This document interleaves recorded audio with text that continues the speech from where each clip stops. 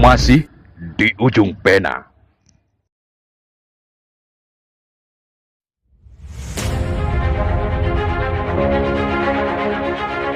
Akhir-akhir ini, partai politik tengah saling berupaya menampilkan nama-nama calon presiden dan calon wakil presiden RI 2024.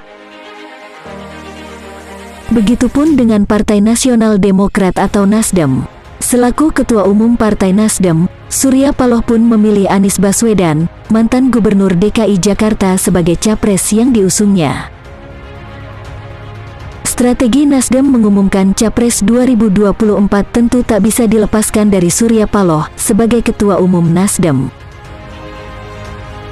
Beberapa langkah Surya Paloh kadang mengejutkan. Ketika partai lain belum berani terang-terangan menyampaikan capres jagoannya, ia sudah melakukan langkah itu.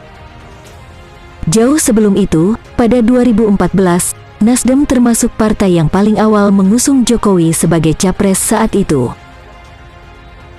Surya Paloh sebelumnya dikenal sebagai pengusaha media, kemudian langkah politiknya makin jelas saat ia mendirikan Partai Nasdem. Pemilik nama Surya Dharma Paloh adalah seorang aktivis politik yang lahir pada tanggal 16 Juli tahun 1951 di Banda Aceh. Sementara itu, ia besar di Pematang Siantar, Medan, Sumatera Utara. Kota inilah yang membuat Surya Paloh menjadi seorang pengusaha. Ia mengenal dunia bisnis ketika masih remaja yang dilakukannya sambil bersekolah. Kala itu, ia menjual teh, ikan asin, karung goni, dan lain-lain. Yang dibelinya dari dua orang sahabat sekaligus guru bisnisnya, lalu dijual ke beberapa kedai kecil atau PT Perkebunan Nusantara.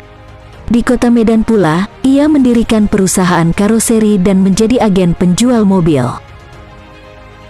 Sambil berdagang, Surya juga menempuh pendidikan di Fakultas Hukum, Universitas Sumatera Utara, tetapi tidak tuntas dan melanjutkan pendidikannya di Fakultas Ilmu Sosial dan Ilmu Politik, Universitas Islam Sumatera Utara. Semasa kuliah, kecintaan Surya pada politik sudah terlihat. Saat itu, ia berhasil membuat organisasi massa yang menentang kebijakan dari pemerintahan Orde Lama dengan nama Kesatuan Aksi Pemuda Pelajar Indonesia atau KAPPI.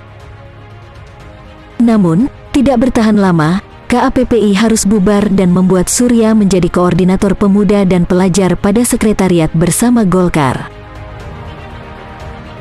Setelah itu, ia pun mendirikan organisasi Putra-Putri ABRI, PP ABRI, lalu menjadi pimpinan PP ABRI Sumatera Utara. Dengan keaktifannya dalam dunia politik, mengharuskan ia pindah ke kota metropolitan, Jakarta. Pada 1986, Surya Paloh mendirikan surat kabar harian Prioritas dan cetakannya sangat laku keras sampai ke berbagai daerah. Sayangnya, surat kabar tersebut harus dicabut siupnya oleh pemerintah karena tidak sesuai dengan Kode Etik Jurnalistik Indonesia.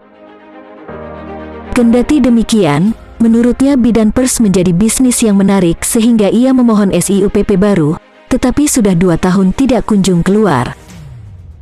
Ia pun mengusahakan beribu cara agar tetap membuka bisnis di bidang pers. Alhasil, ia bekerja sama dengan Ahmad Taufik untuk membangkitkan kembali majalah Vista. Tidak hanya itu, pada 1989, Surya pun bekerja sama dengan Theo Slisyah mengelola koran Media Indonesia dan membuat koran ini diboyong ke gedung Prioritas.